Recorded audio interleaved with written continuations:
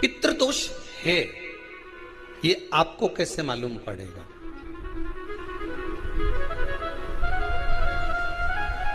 पितृ भूखे हैं, इसका तो वर्णन हमने पहले कर दिया कि रात्रि को जब आप सोने के बाद में 1-1.5 घंटे बाद अगर आपकी नींद खुल जाए, 1 घंटा 1.5 घंटा आप सो लिए, उसके बाद जो नींद खुली तो 1-1.5 घंटे तक अगर आपको नींद नहीं आ रही है, रात्रि को सोने के बाद में 1 घंटे बाद जब उठे तो आपको प्यास लग गई, भूख लगने लगी, प्यास लगने लगी कि मेरे को पानी पीना पड़ेगा, घबराहट हो रही, पानी पीना पड़ेगा। 1-1.5 घंटे सोने के बाद अचानक नींद खुले और आपको प्यास लगे, समझ लेना आपके पितृ भूखे हैं और प्यास है।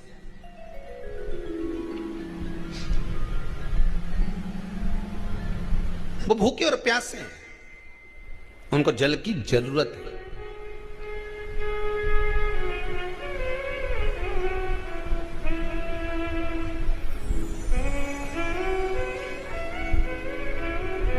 किसी भी नदी में, सरोवर में, कुंड में, बावड़ी में, तालाब में, आप तीर्थ में जाकर जब स्नान करते हैं तो स्नान करने के बाद एक काम का नियम बना लो कि अपने हाथ की अंजलि में जल लेकर अपने पूर्वजों को देना है।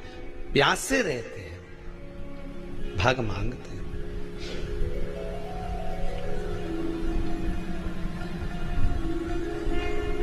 भग प्राप्त करना। 3 वृक्ष पितरों के तुल्य हैं। नैमिषारण्य की कथा में भी कहा था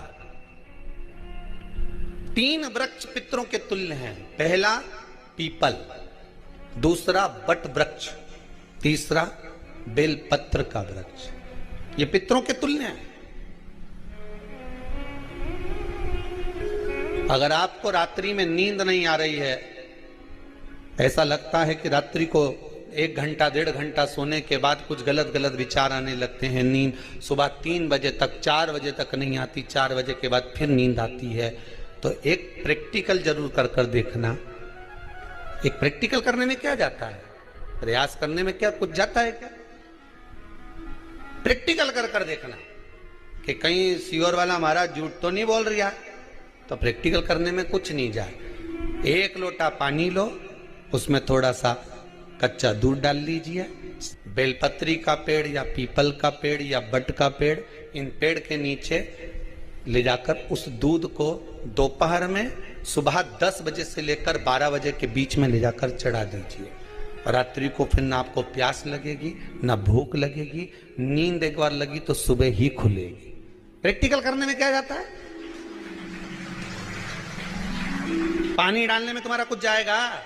अरे बोलो तो सरी, हमें 10 रुपया का दूध जरूर उसमें, और तुम इतनी चतुर हो, इतना सारा दूध थोड़ी डालोगी, तुम 2 चीनी का डालोगे। कहाँ तुम इतना डालने वाली हो है?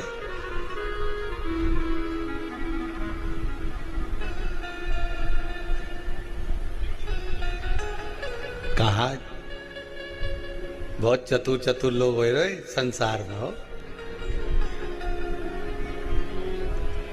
भले पूजन पाठ नहीं करे, पर कहीं का एकदम मिलने आ जाए ना, क्या अम्मा जी है क्या पाठ कर रही है, फिर वो भी बैठ गई तुरंत, अभी तो सोई थी।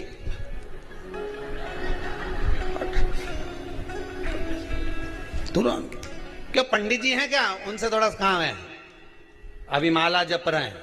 मालूम पड़े पंडित जी तो आराम से सेव फल खा रहे थे।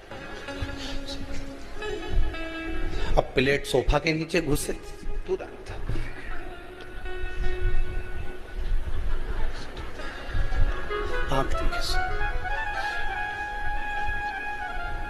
प्रैक्टिकल करने में क्या जाता है? कुछ भी नहीं बिगड़ेगा। ये तो बस जल डालोगे तुम्हारा ही कुछ अच्छा हो सकता है, बाबा की कृपा है।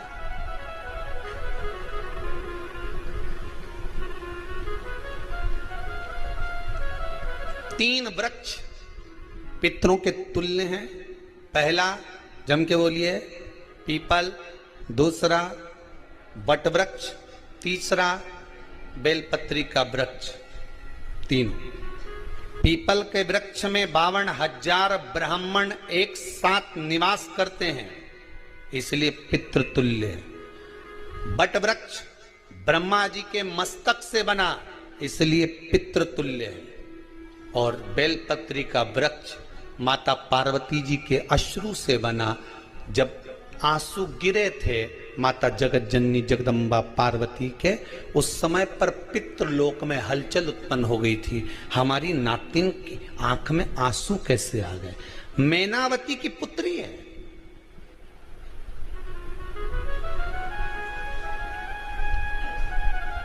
पितरों की नातिन, इसकी अश्रु कैसे गिर गए?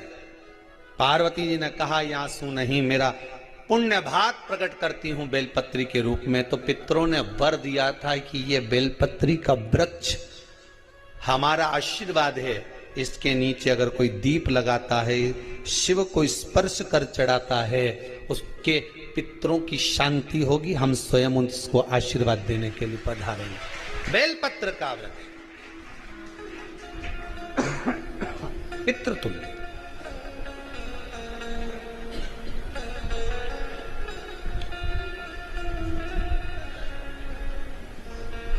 तो रात्रि को अगर भूख लग रही है, प्यास लग रही है, तो पितृदोष। दूसरा पितृदोष का लक्षण बताया, घर में कोई शुभ कार्य ना हो, वंश की वृद्धि ना हो। 1 रुपये कमाओ, 1.25 रुपये खर्च हो रहे हैं, पैसा 10 जगह से कमाई आ रही है पर घर में टिक नहीं पा रही है, आया गया, पितृदोष। जरा सी कटोरी पड़ी है, उसके पीछे विवाद चालू हो जाए, पानी ढुल गया उसके पीछे विवाद हो जाए, या छोटी छोटी बात में घर में क्लेश मचा हुआ है, पितृदोष है। समझ लो हमारे पूर्वज हमसे खुश नहीं है।